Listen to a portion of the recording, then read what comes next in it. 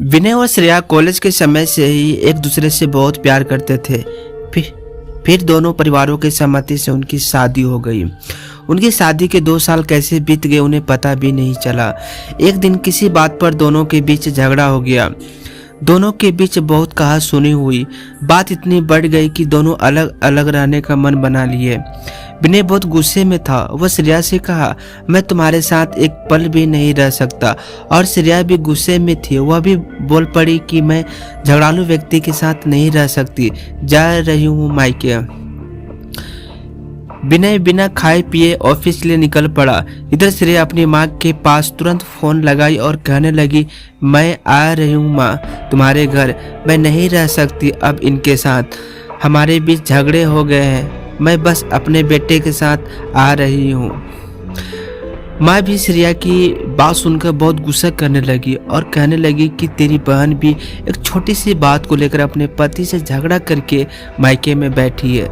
तुम दोनों के बीच जो कुछ भी हुआ उसे शांति से सुलझाओ। बस पति पत्नी में झगड़ा तो होता ही रहता है। श्रेया रोते हुए फिर माँ से कहने लगी कि एक छोटी सी बात को इतना बड़ा पतंग उन्होंने बनाया कि मुझे बहुत बुरा भला कहा। अब नहीं रहना इनके साथ।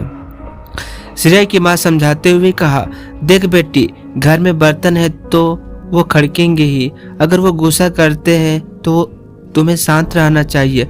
अगर तुम दोनों एक दूसरे के ऊपर चढ़े रहोगे तो बात बिगड़ेगी ही ना। और वैसे भी दामाद इतने बुरे हैं भी नहीं। आ गया होगा गुस्सा, प्यार से समझा। माँ ने जब फोन रखी तो श्रेया रो कर अपने दिल की भड़ास निकाली। कुछ देर बाद उसे लगा कि सारी गलती उनकी भी नहीं थी, मेरी भी थी। जब गुस्सा शांत हुआ तो श्रेया को समझ में आ गया कि पति इतने बुरे भी नहीं है। बस फिर हाथ मुंह धोकर रसोई घर में जाकर खाना बनाने लगी। उसने सोचा, आज पति के पसंद का खाना बनाऊंगी और जब ऑफिस से घर आएंगे तो उनसे माफी मांग लूंगी। यह सोचकर श्रेया ने मटर पनीर और पूरी बनाई। जब पति घर आए तो उनका हंसते हुए स्वागत किया। पति खाना खाते हुए श्रेया से बोला, श्रेया मुझे माफ कर देना, गलती मेरी है। आज सुबह तुम पर बरस पड़ा। आजकल ऑफिस में काम इतना ज़्यादा हो गया है कि थोड़ा चिड़चिड़ापन रहता है। तुम्हारी कोई गलती नहीं है। श्रेया सुनो, मुझे कभी गुस्सा आए तो बुरा मत मानना। तुम्हें पता है ना मैं तुमसे कितना प्यार करता हूँ। और हाँ, घर छोड़ने की बात कभी मत करना। और श्रेया ने भी कहा, आप भी मुझे छोड़ने की बात कभी नहीं कीजिएगा। पति की इस प्यार से श्रेया की आंखों से आंसू आ गए। वह सोचने लगी, अगर माँ सलाह नहीं देती और मुझे अपने पास बुला लेती तो मेरा घर टूट जाता और एक बहुत बड़ा अनर्थ हो जाता। लेकिन माँ की एक सलाह ने मेरा घर टूटने से बच गया। दोस्तों, इस कहानी से यह सीख लेनी चाहिए कि आजकल के माँ बाप अपने बेटी के वैवाहिक जीवन में कुछ ज़्यादा ही हस्तक्षेप करते हैं। वे बेटी के एक दर्द भी बर्दाश्त नहीं करते, लेकिन यह गलत है। अगर रिश्तों के आगे झुकना पड़े तो कोई बात नहीं है, तो अपने ही ना।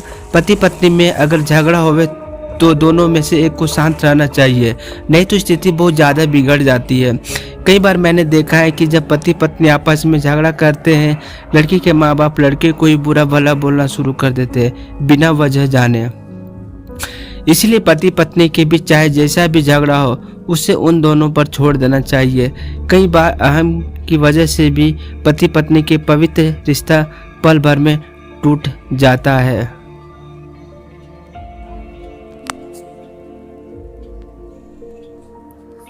अगर स्टोरी अच्छी लगी तो लाइक जरूर कीजिए।